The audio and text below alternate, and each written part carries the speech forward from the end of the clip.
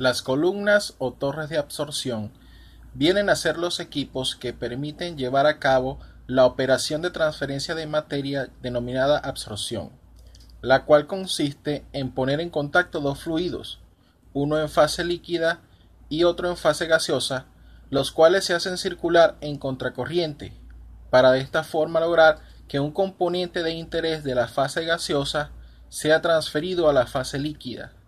Es necesario entonces que el soluto en el vapor sea soluble en el líquido solvente. Esta transferencia de materia puede llevarse a cabo a través de dos mecanismos. El primero, la absorción física o disolución, en donde no se producen reacciones químicas entre las sustancias, y el segundo, la absorción química o reacción, en la que se origina un nuevo componente químico, ya que el gas reacciona con la sustancia utilizada como soluto. Esto puede ayudar a aumentar la velocidad de la absorción y es un mecanismo muy útil cuando se desea transformar componentes nocivos o peligrosos presentes en el gas de entrada en productos inocuos. El modo de operación de la torre es bastante sencillo. Como se puede ver en la gráfica, el sistema recibe el solvente limpio por la parte superior de la columna.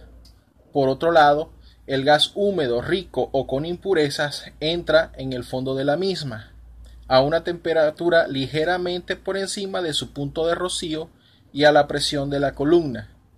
Una vez que se lleva a cabo el proceso de absorción, el fluido utilizado como solvente, junto con el material que ha sido absorbido, es retirado en la parte inferior de la columna.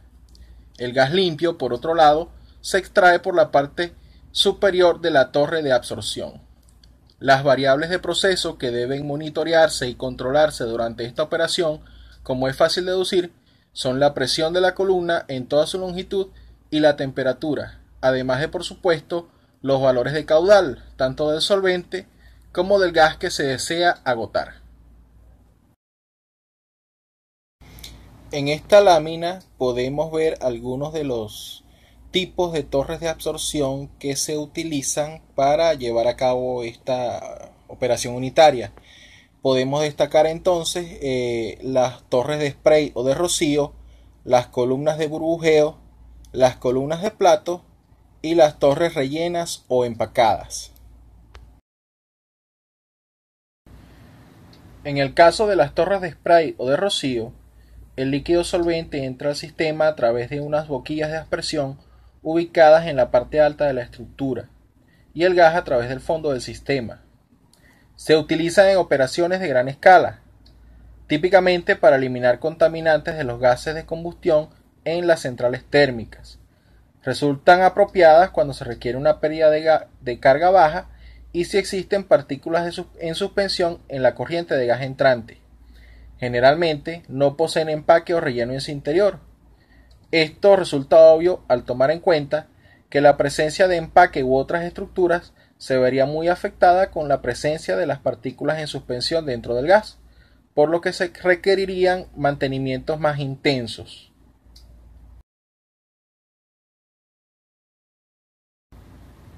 Las columnas de burbujeo, por otro lado, son equipos constituidos por una columna parcialmente llena de líquido a través de la cual burbujea el gas. Su uso es poco común, limitándose a aquellas ocasiones en las que el soluto en cuestión tenga una solubilidad particularmente baja o que se requiera un elevado tiempo de residencia para que ocurra la absorción. Igualmente que en el caso anterior, la presencia de empaques o platos no resulta apropiada. Las columnas de platos vienen equipadas con unas superficies planas en su interior, las cuales dividen la columna en varias partes o etapas. Los platos tienen como función retener cierta cantidad de líquido en su superficie, a través de la cual pasa el gas que asciende, obteniéndose de esta forma un buen contacto entre ambas fases. El líquido en uno de los platos cae al siguiente a través de un rebosadero situado en el extremo de cada plato. En el plato tiene lugar la mezcla de ambas corrientes, produciéndose allí la transferencia de materia. Se tienen entonces tres tipos diferentes de platos, entre los que se pueden mencionar los platos perforados, los platos de válvulas y los platos de capuchones.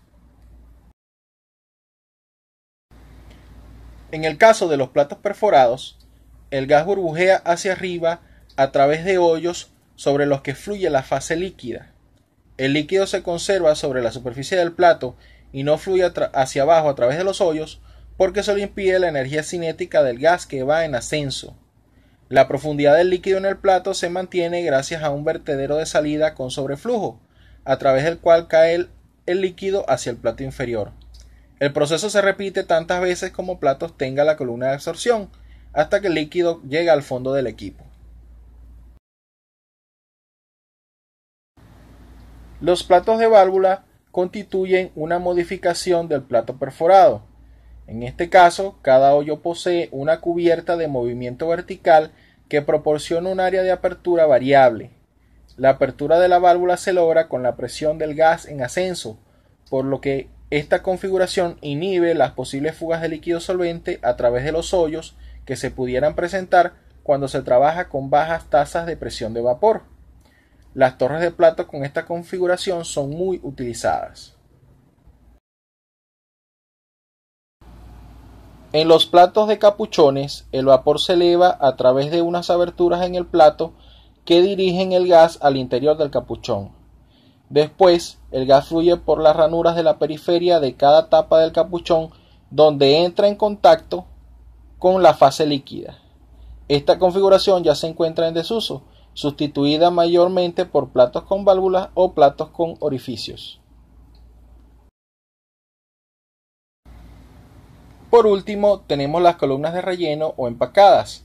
Estas torres están llenas de elementos sólidos pequeños, de muy bajo peso, bajo costo, inertes a la fase circulante, es decir, que no reaccionan con los elementos involucrados y que son distribuidos dentro de la columna bien al azar o bien ordenadamente.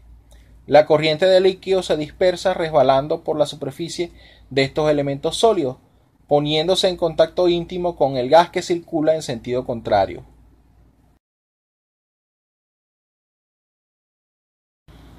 Se han desarrollado varios tipos de rellenos para estos empaques. La característica de un buen empaque es tener una elevada proporción entre los espacios vacíos y el aparente volumen total de la pieza. De entre el 60 y el 90% son valores deseables. Esto garantiza un buen espacio para el contacto entre las fases en acción, líquida y gaseosa, con una pérdida de presión reducida dentro de la torre. Además, los empaques deben construirse con materiales baratos, resistentes y que retengan muy poco líquido. En esta lámina podemos observar una comparación entre las torres de platos y las torres empacadas, siendo las más comunes en la actualidad. Las torres de platos se caracterizan por poseer bajas caídas de presión, ser menos propensas a las obstrucciones, tener un menor costo de instalación y operación, un menor consumo de energía y un mejor comportamiento térmico. Por su parte, las torres de empaque son más eficientes, son capaces de manejar mayores caudales, aunque esto implica un mayor costo de mantenimiento. Además, son utilizables en procesos en donde están involucradas sustancias corrosivas y finalmente sus dimensiones son reducidas si se comparan con un equivalente en torre de platos.